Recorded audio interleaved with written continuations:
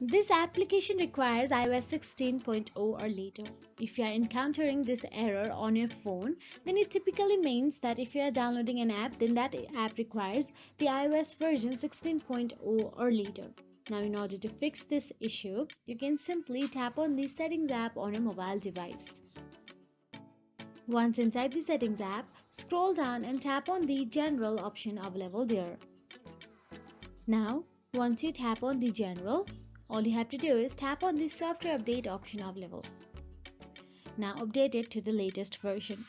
You can simply see there is Update Now or Install option available. Install it and you can use the latest version of iOS and you can download that application easily.